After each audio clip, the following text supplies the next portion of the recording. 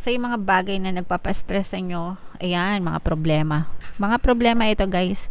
Stress, problema, pagsubok, mga challenges. Mapapahinga kayo, mga kapiksi. Ibig sabihin nito, maaari na itong matapos. Konting tumbling na lang. Ending na kasi to, guys, no? Kumbaga, ito na yung worst case scenario na pwede nyong ma-experience. And bibigyan kayo ng chance ni universe para makapagpahinga.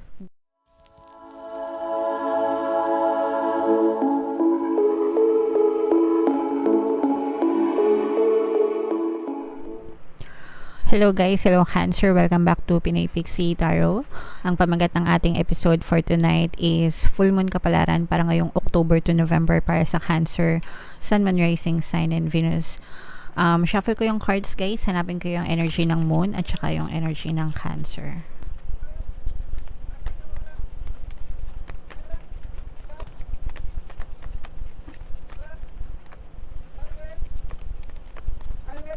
So, ito yung energy ng moon mga kapiksi. Ngayon naman hanapin natin yung energy ng Cancer.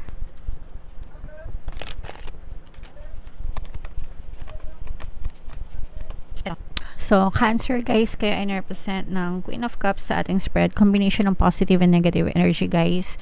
General reading lang. Pwedeng mag-resonate, pwedeng hindi.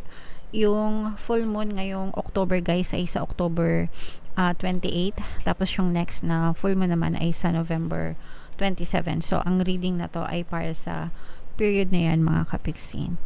And, ang pangalan ng ating full moon ngayong June tuloy.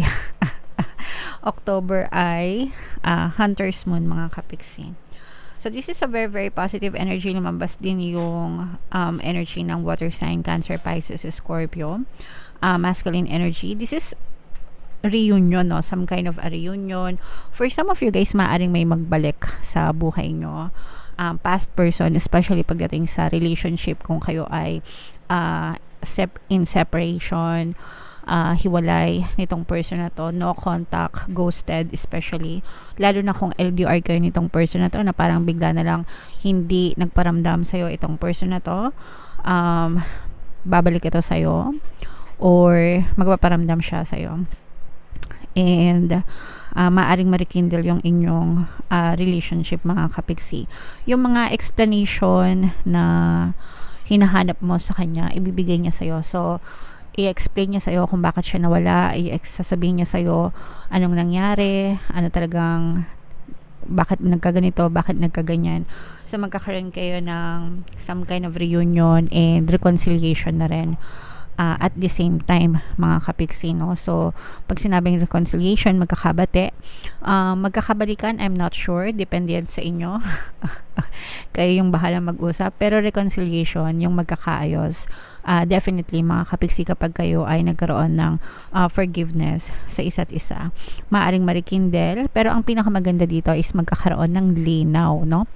Linaw yung mga missing piece of the puzzle para sa inyo, kumbaga yung mga question mark nyo, bakit ka nawala, bakit mo ko iniwan, bakit nagbago ka, etc. etc. So, strong water sign energy for some of you, maaring water sign din itong person na to guys. And kung kayo naman ay may mga lovers na nasa ibang bansa, kahit hindi kayo nag-aaway, maaari kayo magkaroon ng reunion. So, pwedeng umuwi ito, magkita kayo, ganyan. Especially kung, let's say for example, may ka-date ka, tapos nakilala mo lang siya sa dating app, tapos or online, tapos hindi pa kayo nagkikita ever, maaari kayo magkita mga kapiksi, no? Maaari kayo magkita nitong person na to. And save mga kapiksi, mag-ipon, no? I don't know, pero kailangan nyo mag-ipon. Probably this is a warning or message sa'yo na kahit gaano kalaki yung mga expenses mo sa buhay, make it a habit na mag-ipon ka. Parang warning ito mga kapiksi, na kailangan maghinay-hinay ka sa iyong paggastos sa iyong mga expenses, kasi baka may dumating na unexpected na scenario sa buhay mo na kakailanganin mo ng pera. Okay? So, make sure na mag-ipon, mag-save kayo mga kapiksi. very relaxed, no? You will feel relaxed. Yung iba sa inyo, parang feeling ko yung mga stress nyo. Yes, ayan na. Kakasabi ko lang stress. Yung mga bagay na nagpapa-stress sa inyo, ayan, stress. Lumabas siya, mga kapiksi. So, yung mga bagay na nagpapa-stress sa inyo, ayan, mga problema. Mga problema ito, guys. Stress, problema, pagsubok, mga challenges, mapapahinga kayo, mga kapiksi. Ibig sabihin nito, maaari na itong matapos, konting tumbling na lang. Ending na kasi to, guys, no? Kumbaga, ito na yung worst case scenario na pwede nyong ma-experience. And bibigyan kayo ng chance ni universe para makapagpahinga, no? Parang this time, especially kung, let's say for example, ang pinaproblema niya talaga is yung sa relationship, and nakikita nga natin dito na maaari kayo ulit magkaroon ng connection nitong person mo, kaya parang nabubunutan kayo ng tinik, mga kapiksi. And natatapos yung mga problema nyo at mapapalitan ito ng relaxation, pagpapahinga. So parang sinasabi ni universe na wag ka na mag-alala, let your worries go kasi we have your back and hindi kita pababayaan or hindi ka namin papabayaan. Magpahinga ka na muna right now. We'll take care of the rest for you. Okay? So, nalilesen, mga kapiksi, yung inyong mga stress, yung mga worries, yung mga anxieties. Although, meron pa siyang tail end, kumbaga, may mga episodes pa.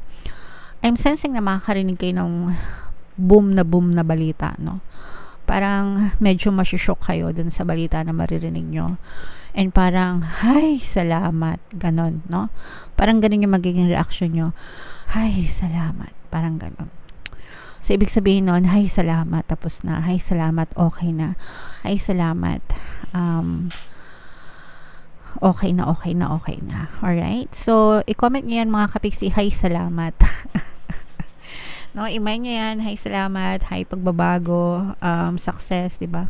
Nakikita natin na ma-overcome nyo itong mga difficulties na to. And kung gusto nyo talaga ng reconciliation, guys, i-mind nyo na yan sa comment section kasi nakikita natin na maaari talaga kayo mag-reconcile ng isang specific person sa buhay nyo. Alright? Okay, so comment down below, Cancer. Hi, salamat. Yeah. If naka-resonate kayo dyan sa mga mensahe nyo, tingnan natin yung additional na message for you guys gamit itong deck na to. Habang sinashuffle ko to, panoorin nyo muna itong video natin regarding sa ating paano mag-manifest ng abundance video course. Kapiksi, sawa ka na ba sa mga struggles at hirap sa buhay mo? Masipag ka ba at masikap sa buhay ngunit hindi ka pa rin umaasenso? Ilang beses ka na bang nag-attempt magnegosyo at mag-invest pero palagi ka pa rin nalulugi? Sa pagkakataon na ito ay maaaring may subconscious beliefs ka na nagiging balakid sa iyong pag-unlad at pagyaman. Introducing, paano mag-manifest ng abundance video course. Dito ay matututunan mong ma-overcome ang mga balakid mo para tuluyan ka ng umunlad, umasenso, sumagana, maging matagumpay, successful at maswerte sa iyong kabuhayan, pera, trabaho, negosyo, salapi at kaperahan ng bonggang-bongga. Dali, mag-send na ng email sa pinoypixitaro@gmail.com at simulan na ang iyong pagyaman ngayon. Alright, so gusto mo bang yumaman, kapiksi? Kung gusto mong yumaman, umunlad at umasenso ng bonggang-bongga, mag-avail ka na ng course kasi sobrang ganda talaga niyan. And meron tayong sale, mga kapiksi. Good news, no? 10% discount until October 31 sa lahat ng mag-avail ng course. So, mag-avail na kayo habang may sale. Meron din tayong email coaching, guys. Manifest your desires using the law of attraction. If meron kayo mga specific na gusto nyo i-manifest, pwedeng love and relationship, pwedeng money or career, pwede kayong magpabook ng email coaching session with me. Mag-send lang kayo, guys, ng email sa pinoypixitaro@gmail.com. So, ito yung additional message, guys. Don't let pride get in your way, mga kapiksi. Huwag tayo masyadong ma-pride chicken. Yeah. Everybody deserves a second chance, mga kapiksi, na especially dito sa nakita natin, if ever man na may magbalik sa inyo and humingi ng tawad, forgive them, mga kapiksi, no? Para mawala talaga yung mga galit sa inyo. Huwag tayo masyadong mapagmataas. Everybody deserves a second chance.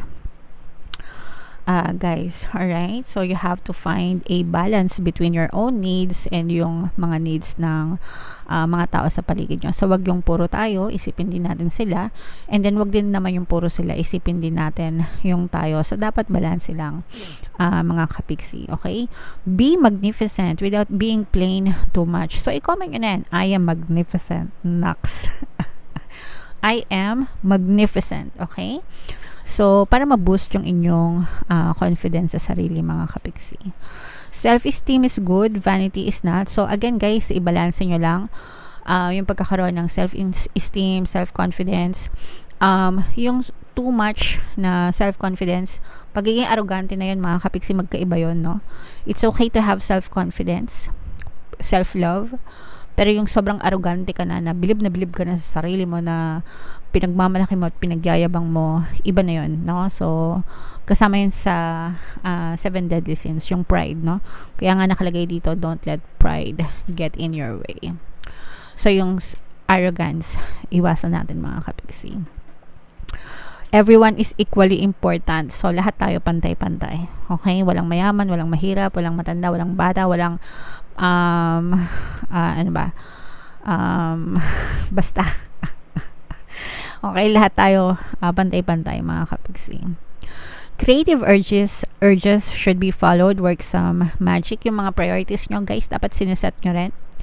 Kumaga, i-organize nyo kung ano yung mga priorities nyo sa buhay. Unahin yung mga importante versus dun sa mga least important.